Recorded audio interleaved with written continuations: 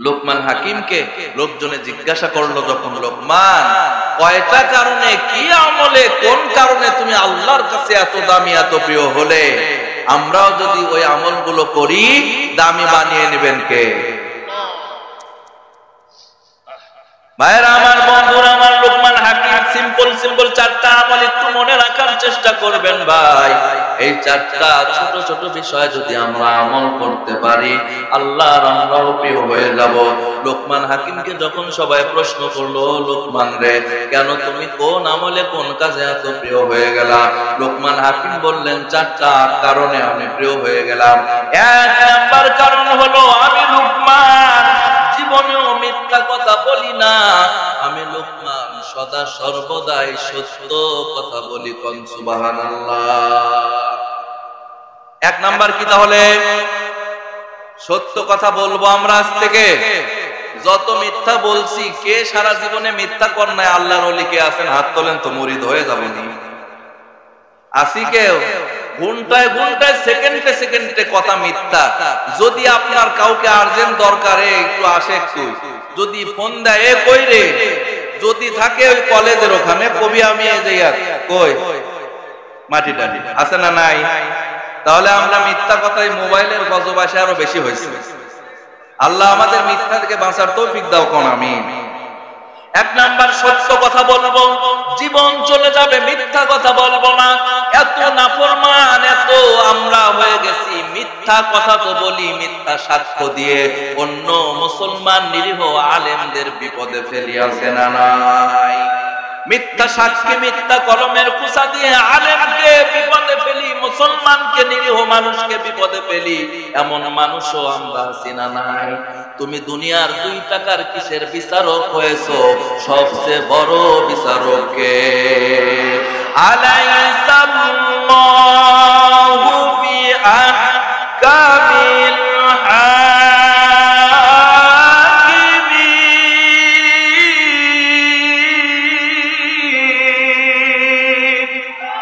আল্লাহ বলেন, কলমের কুসা, মুখের জবানের মিথ্যা কথা সাক্ষী দিয়ে ও 2 টাকার বিচারক বিচার করে নিরীহ আমার ইমানদার আলেমদের উপরে জুলুম করেছো।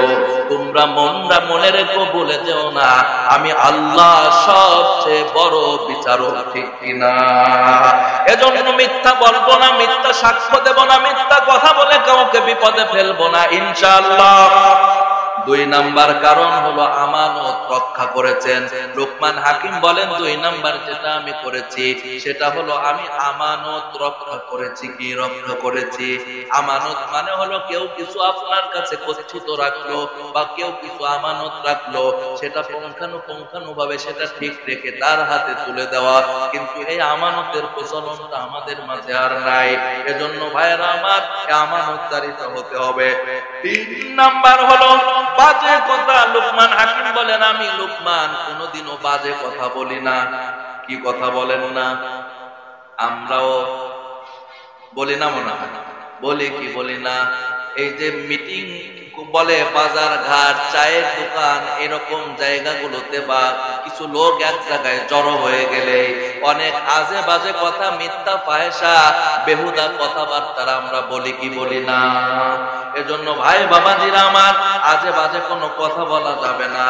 লোকমান হাকিম বলেন, 1 নাম্বার কি আমল বলেন তো? 2 নাম্বার কি আমল? আমানত রক্ষা করা।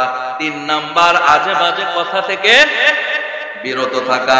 4 নাম্বার, লোকমান হাকিম বলেন, আমি সদা সর্বদাই দুনিয়াবি কথাবার্তা থেকে নীরবতা পালন করতাম।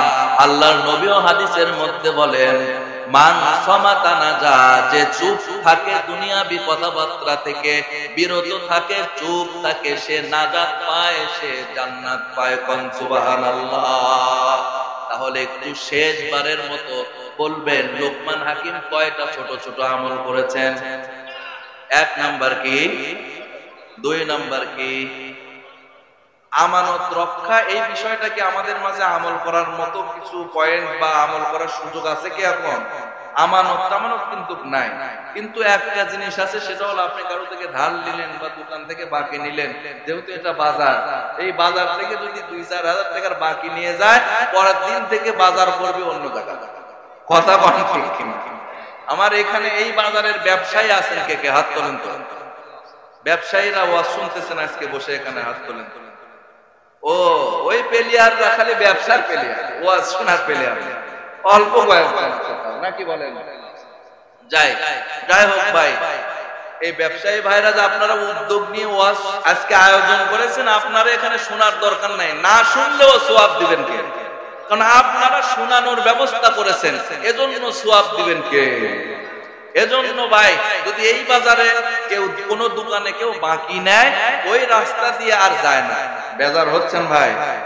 আমানতের সুযোগ না থাকলেও আমরা তো এটাও একটা আমানত মনে করতে পারি, ভাই এই জিনিসটা নিলাম 3 দিন পর দেব বা বিকালে দেব, বিকালে বলতে বলতে সারা জীবনই চলে। প্রিয় ভাই, তাহলে আমরা এরকম করব? আল্লাহ পাক এই 4টা আবারও মুখস্থ বলেন তো। 1 নাম্বার, 2 নাম্বার, 3 নাম্বার বাজে কথা না বলা, 4 নাম্বার চুপ থাকা, চুপ থাকা। প্রিয় ভাইরা আমার, আল্লাহ পাক আমাদের এই কথাগুলোর উপরে আমল করার তৌফিক আল্লাহ পাক দান করুক বলে আমিন।